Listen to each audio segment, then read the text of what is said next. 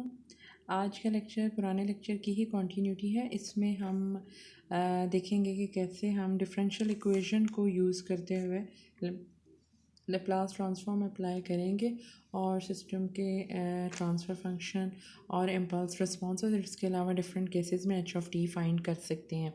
तो सबसे पहले आप देख लें कि आपको डिफरेंशियल इक्वेशन गिवन है d two y of t over d t square plus 4 d y of t over d t plus 3 y of t is equal to 2 into d x of t over d t plus d plus 4 x d t. अब हमने compute क्या करना है, ए part में हमने compute करना है transfer function which means we have to find h of s. उसके बाद आपने बी पार्ट में find all possible impulse responses, मतलब एच ऑफ टी के जितने भी पॉसिबल कम्बिनेशंस हो सकते हैं आपने वो फाइंड करने हैं। और उसके बाद आपने इम्पल्स रिस्पॉन्स फाइंड करना है for each of the following cases. अगर आपका सिस्टम कॉजल है, स्टेबल है, नीदर कॉजल नॉट स्टेबल, या बोथ कॉजल एंड स्टेबल। तो अब हम सोल्यूशन की तरफ आ जाते हैं। अब देखें, आपने बेसिकली सबसे पहले इक्वेशन जो पे आपने डिफरेंशियल इक्वेशन पे लैप्लास ट्रांसफॉर्म की प्रॉपर्टी अप्लाई करनी है। लास्ट टाइम मैंने आपको कहा था कि डिफरेंशियल की प्रॉपर्टी बहुत इंपॉर्टेंट है, ठीक है। अब अगर टाइम डोमेन में सिग्नल एक दफ़ा डिफरेंशिएट होता है तो एस डोमेन में एस से मल्टीप्लाई हो जाता है। यहाँ पे अब टाइम डोमेन में सिग्नल दो दफ़ा डिफरेंशिएट हो रहा है, तो इसका मतलब है कि एस स्केयर से मल्टीप्लाई होगा और वाई ऑफ टी कन्वर्ट हो जाएगा वाई ऑफ एस में, और d square over d t square इसके हम इसको रिप्रेजेंट करेंगे एस डोमेन में एस स्केयर से। तो हमारे पास यहाँ पे आ जाएगा s square into y of s. अब यहाँ पे 4 एज इट इज़ आ जाएगा, एक दफ़ा डिफ्रेंसिएशन है उसको एस से शो कर देंगे और y of t y of s के इक्वल आ जाएगा। और यहाँ पे आपका 3 एज इट इज़ आ जाएगा, कोई डिफ्रेंसिएशन नहीं है, इसलिए there is no need to write s over here. And then y of t will be converted into y of s is equal to 2 into s x of s plus 4 x of s. अब देखें यहाँ पे आपने y of s को common ले लेंगे तो यहाँ ये आ जाएगा आपके पास s square plus 4s plus 3, और यहाँ पे एक्स ऑफ एस को कॉमन लेंगे तो 2s प्लस 4 आ जाएगा।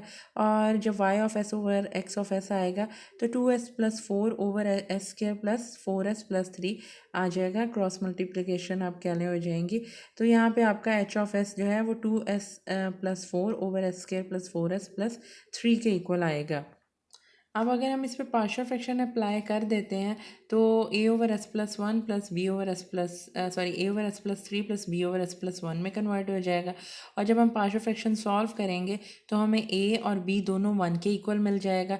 और हम ये कह सकते हैं कि हमारा ट्रांसफ़र फंक्शन जो है 1 over s plus 3 plus 1 over s plus 1 के इक्वल है। तो ये हमारा पार्ट ए का आंसर हो जाएगा जिसमें हमें ट्रांसफ़र फंक्शन फाइंड करना था। अब बी पार्ट में क्या है कि all possible combinations of impulse responses H of T. अब आपने एच ऑफ टी के सारे पॉसिबल कम्बिनेशंस जो हैं उसको देखना है। अब देखें आप, हम एच ऑफ एस हमारे पास क्या है 1 over s plus 1 plus 1 over s plus 3 plus 1 over s plus 1, ये हमारा एच ऑफ एस है। यहाँ से हमारे पास पोल आ जाएगा -3 और यहाँ से पोल आ जाएगा -1। अब एक पॉसिबल कम्बिनेशन ये है कि हम ये ज्यूम करें कि ये दोनों सीक्वेंसेस जो हैं they are right sided sequence. अब राइट साइडेड का क्या मतलब है कि इस पोल से रॉक जो है इस पोल से भी ग्रेटर हो और इसका इंडिविजुअल रॉक इस -1 से ग्रेटर हो।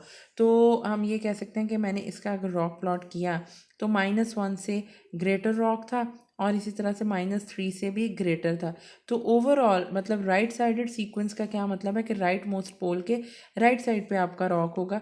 तो हम ये कह सकते हैं कि हमारा rock of H of S क्या हो जाएगा, real part of S should be greater than -1, क्योंकि -3 वाला सीक्वेंस भी राइट साइडेड है, -1 वाला भी राइट साइडेड है। तो ओवरऑल आपका रॉक राइट मोस्ट पोल के राइट साइड पे आ जाएगा। तो दोनों को हम राइट साइडेड पेयर से में से उसका इन्वर्स लैप्लास ट्रांसफॉर्म ले लेंगे। 1 over s plus 1 e raise to power -3t into u of t में कन्वर्ट हो जाएगा, और 1 over s plus 1 e raise to power -t u of t में कन्वर्ट हो जाएगा। और इन दोनों को हम ऐड कर देंगे और हमारा ओवरऑल रॉक जो है वो -1 से ग्रेटर होगा। तो एक तो हमारा ये पॉसिबल कम्बिनेशन है कि जब दोनों सीक्वेंसेस जो हैं वो राइट साइडेड होंगे तो हमारा एच ऑफ टी इस तरीके से हम फाइंड कर लेंगे। अब दूसरा कम्बिनेशन हमारा क्या हो सकता है, when both sequences are left sided. या तो दोनों सीक्वेंस राइट साइड के होंगे या दोनों सीक्वेंस लेफ्ट साइड के होंगे। तो -1 और -3, -1 के भी लेफ्ट साइड पे रॉक आएगा, -3 के भी लेफ्ट साइड पे आएगा, तो ओवरऑल रॉक हमारा -3 से लेस हो जाएगा। तो हम ये कह सकते हैं कि rock of H of S क्या होगा, real part of S should be less than -3। ठीक है, तो जब आपका लेफ्ट साइडेड सीक्वेंस होंगे दोनों, तो इंडिविजुअल रॉक्स आप कह सकते हो कि real part of S should be less than -3, real part of S should be less than -3 and overall rock of H of S should be less than -3। अब जब 1/s+3 को आप लेफ्ट साइडेड पेयर से time domain में लेके जाएंगे तो -u(-t) आ जाएगा, और एक्सपोनेंशियल की पावर में यहाँ पे प्लस है तो यहाँ पे माइनस आ जाएगा। अगेन ये भी लेफ्ट साइडेड है तो +1 है तो यहाँ पे -1 आ जाएगा, और माइनस और u(-t) हो जाएगा। और जो हमारा h(t) है वो इन दोनों को ऐड करने से आएगा, और ये हमारा क्या कम्बिनेशन था, when both sequences are left sided. अब ये हमारा जो थर्ड फॉर्म हो सकती है, when ROC is in the form of strip. इसका मतलब क्या है, एक सीक्वेंस हमारा राइट साइडेड सीक्वेंस होगा, दूसरा हमारा लेफ्ट साइडेड सीक्वेंस होगा। तो 1/s+1 और 1/s+3 इन दोनों को देख रहे थे, पोल -3 और -1 पे होंगे। अब इन दोनों के दरमियान में स्ट्रिप का क्या कब बन सकती है, अगर -1 जो है उस मतलब -1 से रॉक जो है वो लेफ़्ट साइड पे हो। इसका मतलब है कि इसको आपने लेफ़्ट साइडेड सीक्वेंस कंसिडर करना है, और -3 से पोल राइट साइड पे हो तो इसको हम राइट साइडेड सीक्वेंस कंसिडर करेंगे। मतलब -1 वाला पोल लेफ्ट से -1 का जो पोल है उससे रॉक लेफ़्ट साइड पे होगा, और -3 से रॉक राइट साइड पे होगा। मतलब रियल पार्ट ऑफ एस, इसका रॉक जो है शुड बी ग्रेटर देन -3, और जो ये सीक्वेंस है इसका rock should be less than -1। तो ये हमारा इसके लिए हम यूज़ करेंगे लेफ़्ट साइडेड पेयर, और इसके लिए आप यूज़ करोगे राइट साइडेड पेयर। तभी आपका ओवरऑल रॉक जो है वो -3 और -1 के दरमियान में आएगा। तो जब हम इसको ट्रांसफ़र कन्वर्ट करेंगे 1/s+3 को, तो ये राइट साइडेड पेयर में कन्वर्ट होगा, और e⁻³ इंटू u(t) हो जाएगा, और 1/s+1 जो है वो लेफ्ट साइडेड पेयर में कन्वर्ट होगा, और -e⁻³ u(-t) हो जाएगा, और फिर हम इन दोनों को ऐड कर सकते हैं। तो ये आपके तीनों पॉसिबल कम्बिनेशंस थे। मतलब या तो आपके रॉक जो है वो दोनों पोल से राइट साइड पे होगा, या दोनों पोल से लेफ़्ट साइड पे होगा, या फिर वो दोनों मिलके एक स्ट्रिप बना रहे होंगे जिसमें से एक तो इट मीन्स कि एक पोल आपका लेफ़्ट साइड पे है, एक पोल आपका राइट साइड पे। इसके अलावा आपका कोई और कम्बिनेशन नहीं हो सकता रॉक का। तो ये 3 पॉसिबल कम्बिनेशंस हैं h(t) के। अब हम आ जाते हैं सी पार्ट में, जिसमें हमने h(t) फाइंड करना है व्हेन सिस्टम इज़। अब यहाँ पे क्या है, सिस्टम की कंडीशन दी है कि जी आपका सिस्टम जो है वो कॉजल है। अब कॉजल होने का क्या मतलब है कि राइट मोस्ट पोल के राइट साइड पे आपका रॉक होगा। मेरे 2 पोल्स हैं -1 और -3, तो मेरा जो रॉक होगा वो क्या कह रहा है कि वो आपके राइट मोस्ट पोल के राइट साइड पे होगा। ठीक है, तो ये real part of S should be greater than -1, और ये दोनों राइट साइडेड सीक्वेंस हो जाएंगे।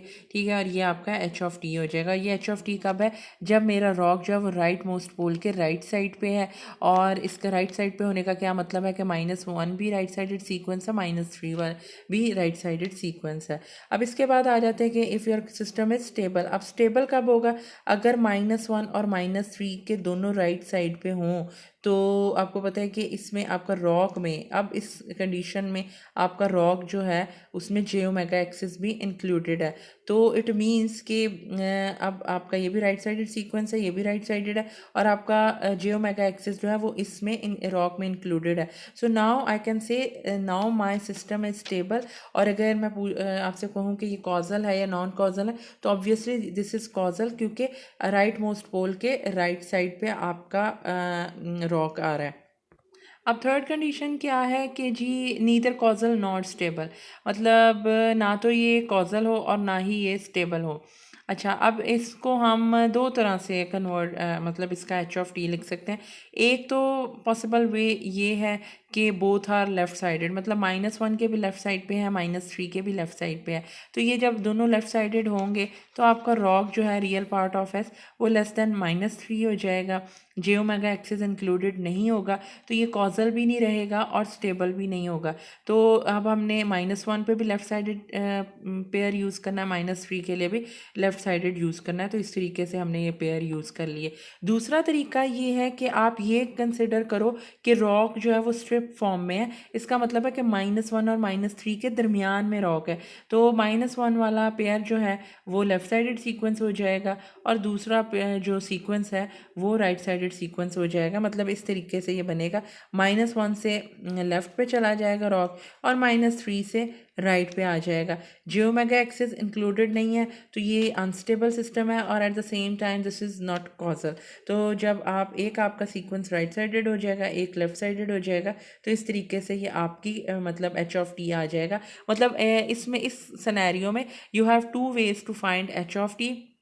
मतलब आपको जो कंडीशन दी गई थी कि ये ना कॉजल है और ना ही स्टेबल है, तो ये कब फुलफ़िल हो रही है, जब आपने देखा कि या तो आप ये एज्यूम कर लो कि दोनों सीक्वेंस जो है वो लेफ़्ट साइडेड है, या फिर आप ये एज्यूम करो कि एक सीक्वेंस राइट साइडेड है, एक लेफ़्ट साइडेड है। उस फॉर्म में भी आपके पास जो एच ऑफ टी आएगा वो आपकी इस कंडीशन को फुलफ़िल कर रहा है। और अब अगर ये कहा जाए कि जी both causal stable and causal, ये आपने पहले भी देखा है, ये आपकी कब हो सकती है, जब कॉजल कब होगा, जब राइट मोस्ट पोल के राइट साइड पे आपका रॉक होगा और जब ये कंडीशन फुलफिल होगी तो साथ ही आपका सिस्टम स्टेबल भी हो जाएगा।